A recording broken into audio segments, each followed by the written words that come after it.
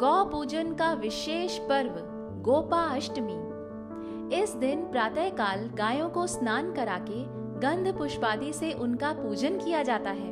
गायों को गौग्रास देकर उनकी परिक्रमा करके थोड़ी दूर तक उनके साथ जाने से सब प्रकार के अभीष्ट की सिद्धि होती है। देशी गाय मानव जाति के लिए प्रकृति का अनुपम वरदान है।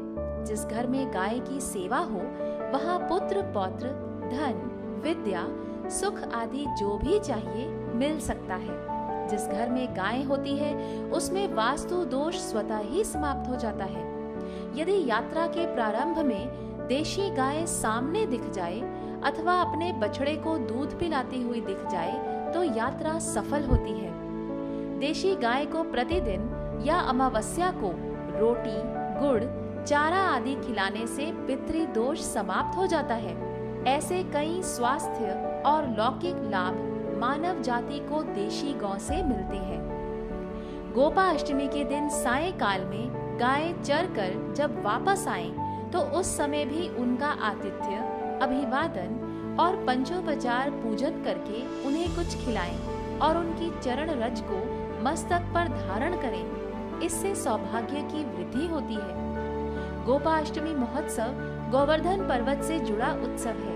गोवर्धन पर्वत को द्वापर युग में भगवान श्री कृष्ण ने कार्तिक शुक्ल प्रतिपदा से लेकर सप्तमी तक गायों व सभी गोप गोपियों की रक्षा के लिए अपनी एक उंगली पर धारण किया था। गोवर्धन पर्वत को धारण करते समय गोप गोपियों ने अपनी अपनी लाठियों का भी टेका दे रखा था, जिससे उन्हें अहंकार हो गया कि हम लोग ही गोवर्धन को धारण किए हुए हैं। उनके अहम को दूर करने के लिए भगवान ने अपनी उंगली थोड़ी तिरछी की तो पर्वत नीचे आने लगा। तब सभी ने एक साथ शरणागति की पुकार लगाई और भगवान ने पर्वत को फिर से थाम लिया।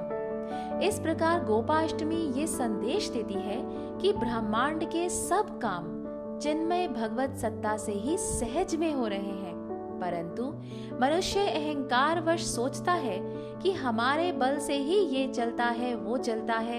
इस भ्रम को दूर करने के लिए परमात्मा दुख अथवा परेशानी आदि भेजते हैं ताकि मनुष्य सावधान होकर इस अहंकार से छूट जाए। जब वो अपने अहंकार को छोड़कर परमात्मा की शरण जाता है तो सारी मुसीबतें दूर होकर उसे परमानंद की प्राप्ति सहज में हो जाती है। गोपाष्टमी के दिन गौ सेवा, गौ चर्चा तथा गौ रक्षा से संबंधित गौ हत्या निवारण आदि विषयों पर चर्चा सत्रों का आयोजन करना चाहिए। इतिहास में और आज के समय में जब गायों को काटने के लिए बड़े बड़े कत्लखाने खोले जा रहे हैं, गायों को मांस प्राप्ति का एक स्रोत मान लिया गया है। अगर लोगों के मन में गौओं के प्रति जो आदर है, समाज में गायों की जो महत्ता है, वो संत महापुरुष के कारण ही है। हमारे देश के उच्च कोटि के संतों का कहना है कि गौ रक्षा हमारी आधारभूत आवश्यकता है।